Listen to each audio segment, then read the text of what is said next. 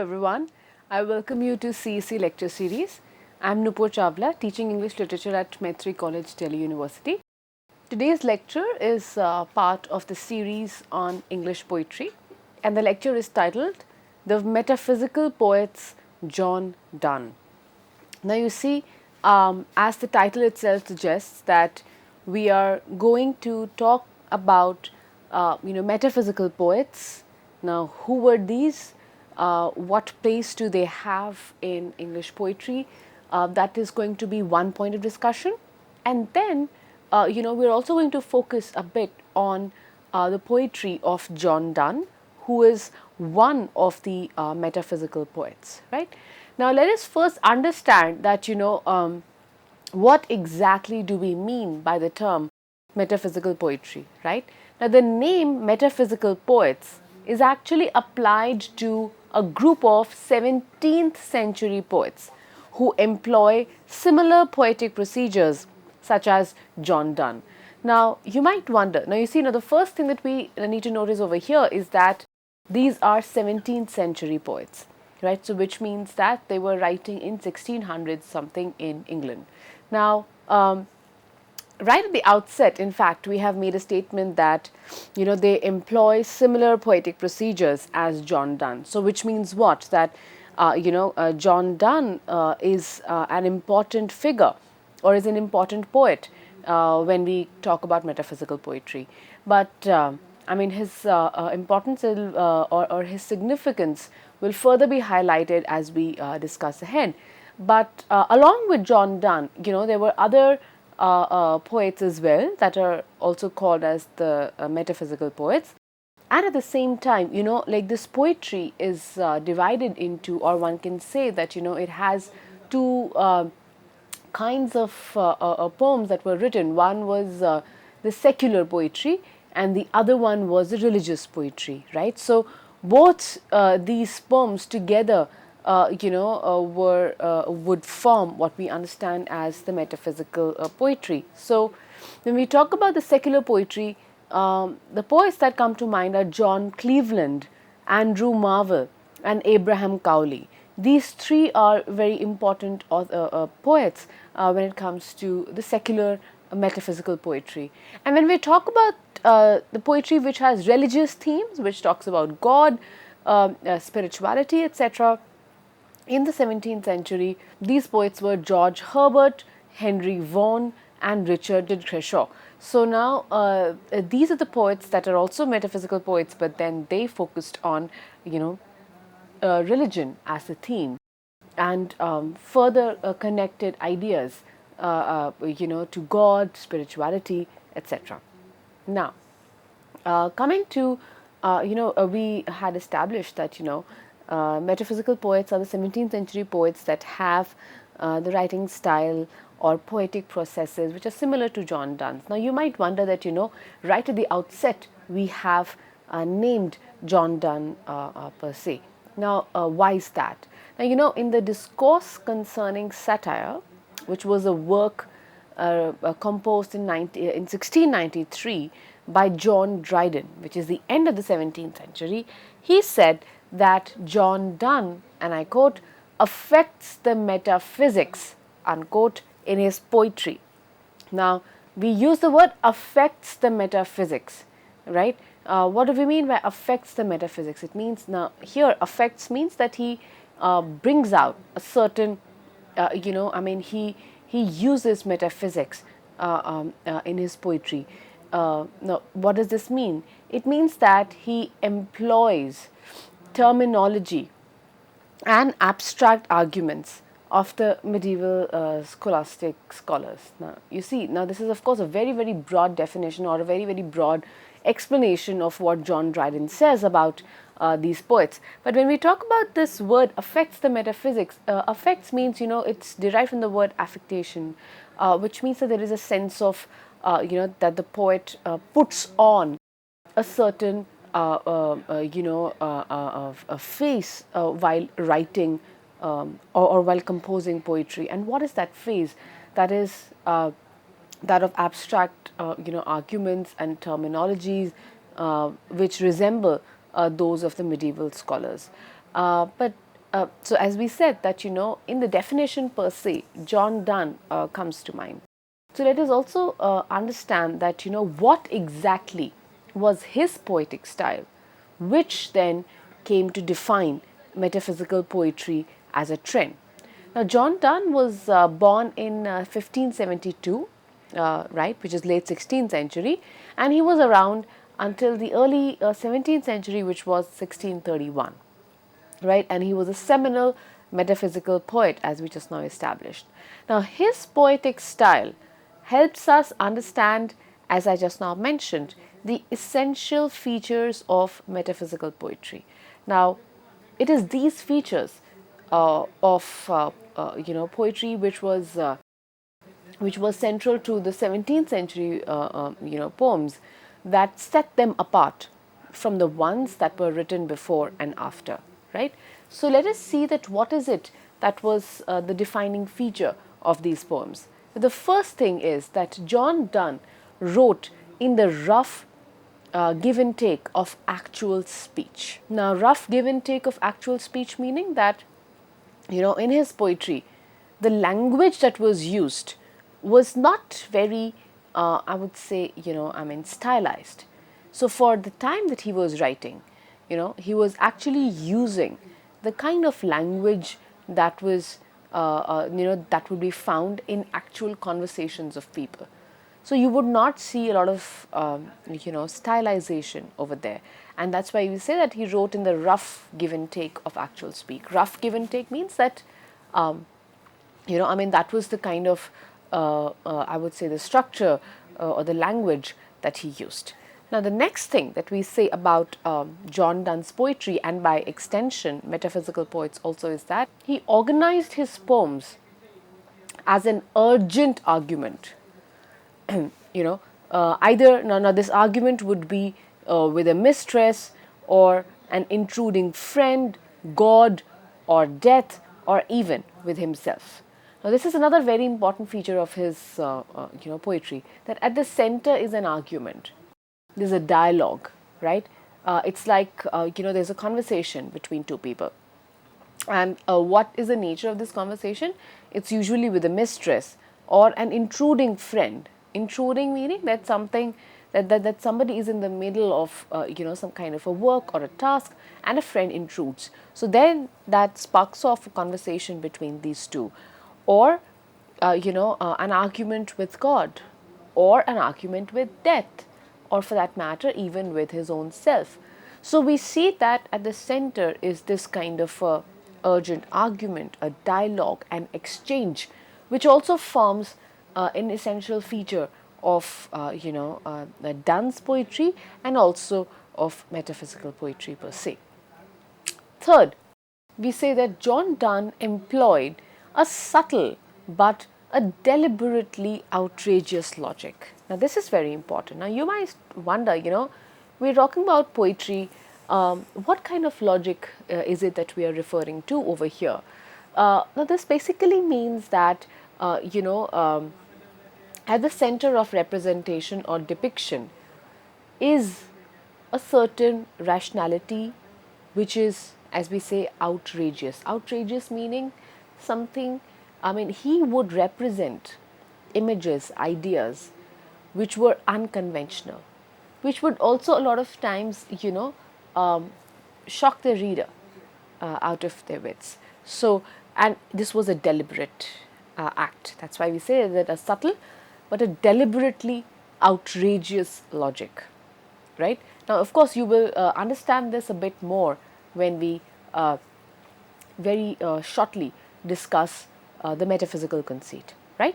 So that's the fourth feature of John Donne's and metaphysical poetry, that is, there is a that they use a deliberately outrageous logic, which means that in representation, those ideas, those images, those symbols are put together, which kind of shock the reader, and which are not seen in day-to-day life, or for that matter, that the readers would not have those, or would not even consider those things together in their usual cognition. So that's the fourth important feature of Donne's poetry and also of the metaphysical poets.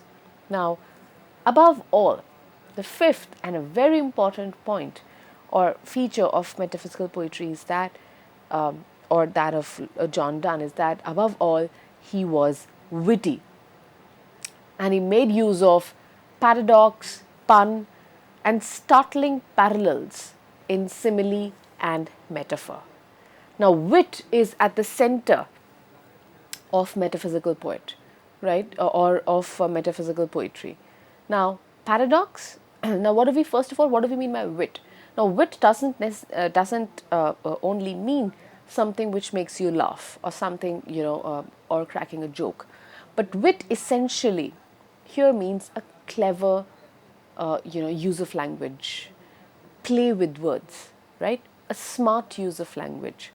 So that's what we mean by wit, or the kind of wit that we saw in 17th century poets. Now, the point is that, where did wit, or how did wit filter into poems?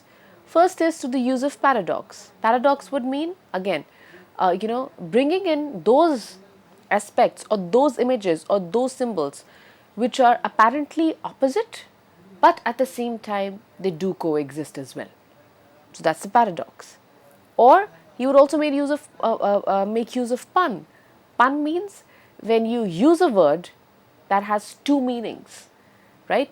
One is the surface meaning or the direct meaning, and the other is the implied meaning. So once again, playing with language, playing with words. So again, adding to wit.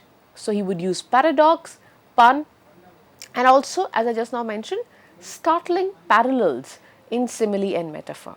Now, this is exactly what I was talking about, in just the previous point when we said that, there's a deliberate use of outrageous logic. Now, one of the ways of explaining the outrageous logic also is this, the startling parallels that we see in simile and metaphor. Simile we understand. Now, simile and metaphor, both of them are figures of speech which are based on the, a commonality of the entities being compared, right? And through that commonality, the essential feature of the object being represented is brought out. For example, we say, as bright as the sun. So, whatever that we are comparing, the object of comparison is the sun, right? So the object that is being represented is being compared to a sun. So it's a simile, right? Metaphor, we understand that, when we say that he was a lion in the ring, which means that he was as courageous or brave as a lion. But what is, so that is a conventional understanding of simile and metaphor as figures of speech. But how Donne would use it is that he would make startling parallels whenever he used simile and metaphor, meaning that he would bring together two very dissimilar entities and establish a comparison between them or use them for comparison. Now, this was a fifth and a very important feature of metaphysical poets as well as John Donne as well, right? So, with this, we of course understand that, first is that, the first feature of metaphysical poetry is that there's a use of actual speech. Second is that there's an argument at the center, an actual argument or an actual conversation or a debate, right? Third, there's a deliberately outrageous logic which is deployed by the author. Fourth, there's a very obvious, wit that is used by the poet by means of playing with the language, right? Now, with that, we come to the next very important aspect of metaphysical poetry, and in fact, this concept you cannot ignore if you are discussing 17th century poets or metaphysical poetry. That is the concept of metaphysical conceit, right? Now, first of all, you need to ask yourself, what do we mean by the word conceit? Conceit means a parallel or a comparison which is far-fetched, right? Which is exaggerated. That is what we mean by conceit. Now, what exactly is metaphysical conceit? Let's look at that. Now, you see, now this concept was described by Samuel Johnson in a famed passage in his work, Life of Cowley, right? So, in that work, he describes metaphysical conceit as a wit, which is, and I quote, a combination of dissimilar images or discovery of occult resemblances in things apparently unlike. The most heterogeneous ideas yoked by violence together, unquote. Now, this is a very, I would say, appropriate definition of metaphysical conceit, which was given by Samuel Johnson in his work. Now, let's see what he actually says here. So he says, first of all, it's established that it is a kind of a wit, right? Which involves what? A combination of dissimilar images or discovery of occult resemblances in things which are apparently unlike. So when dissimilar images are brought together, or those images or those entities which are absolutely unlike one another or each other, which carry no resemblance, when they are brought together and used in order to convey a point, that is the feature of metaphysical conceit as described by Samuel Johnson. And he further expands explains this idea, and he says that it is it involves the most heterogeneous ideas yoked together by violence. Again, very important word is heterogeneous. Heterogeneous ideas which have no connection between the two, but the metaphysical poets, they bring them together in order to maybe establish a parallel or to make a point. And it says yoked together. Yoked means combined together by violence. Again, violence doesn't mean bloodshed, etc. But violence means it's a kind of a forceful bringing together of the unlike vocabulary, right? So that's what we understand as the metaphysical conceit. Now, to further, get it a bit better, let us look at this example from John Donne's poem, A Valediction Forbidding Burning. Now, this is a poem in fact, this is also an example which is oft quoted when we are to really understand what do we mean by a metaphysical conceit. Now, here, in this poem or in this particular reference from the poem, A Valediction Forbidding Burning, Donne draws a parallel between the continuing relationship of his and his lady's soul during their parting and the coordinated movements of the 2 feet of a compass. Now, remember, we just now said what? That metaphysical conceit will bring together 2 dissimilar ideas or heterogeneous ideas, right? What are the 2 ideas in this case? First is the idea of the continuing relationship of the poet and his lady's soul, right? Of his and his lady's soul during their parting. So even as they part, physically, they are no longer in physical presence of each other, but John Donne imagines that their souls continue to remain connected, right? So so this idea is put together with what? The coordinated movements of the 2 feet of a compass. Now, you all would have used compass in school, right? In your geometry classes. It has 2 feet, it has 2 legs, right? So, and they're joined by this one common center. So, here Donne, compares the connectedness of the 2 legs of the compass with what?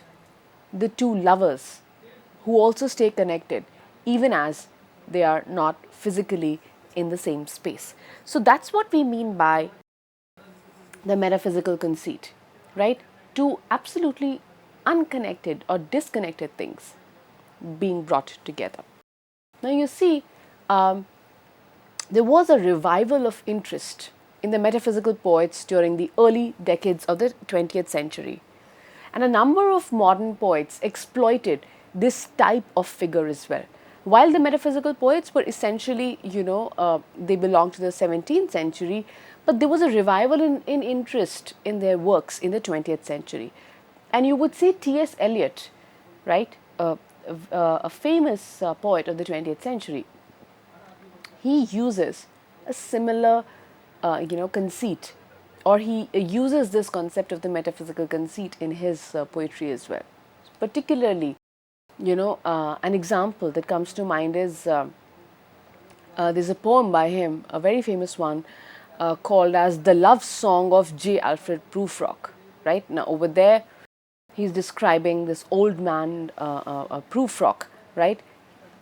But in the first stanza itself, he before he comes to description of the old man, he actually describes the evening. He describes the day, the way it is, right? And how does he describe the evening as? He calls it, and I quote, a patient etherized upon a table, unquote. So he compares the evening to a patient etherized upon a table. Now, what do we mean by etherized? Etherized means who's given anesthesia. Imagine. Look at the, I would say, disconnect in the two images. There's a patient which is lying at the, operation table, anesthetized. And he says, T.S. Eliot says that is the way the evening appeared to be that day. Which means what? Dull, uneventful, not much happening, right? Because that's how a person, in fact, a patient, who's under the effect of anesthesia, about to be operated upon, comes across as. He's passive, right? Things are done to him or her. So, that's the kind of parallel that T.S. Eliot draws, or comparison to evening and the patient etherized upon the table. So this is once again the metaphysical conceit that T.S. Eliot also uses in the 20th century, right? Now, if you see on your screens, now these are some of the poets of the 17th century, who are the metaphysical poets. The first one is Andrew Marvell, who was born in 1621 and was around till 1678. Then we have John Donne, who was born in 1572 and was around till 1631. Then we have Abraham Cowley, 1618 to 1667, right? So these are the metaphysical poets who wrote in the 17th century. So in this lecture, we understood, what are the essential features of metaphysical poetry, and we also discussed an important concept of the metaphysical conceit. Now, in the next part of the lecture, we are going to discuss a bit about the historical background of the 17th century, which gave rise to this metaphysical trend, and also we will discuss a portion of John Donne's poem. Thank you.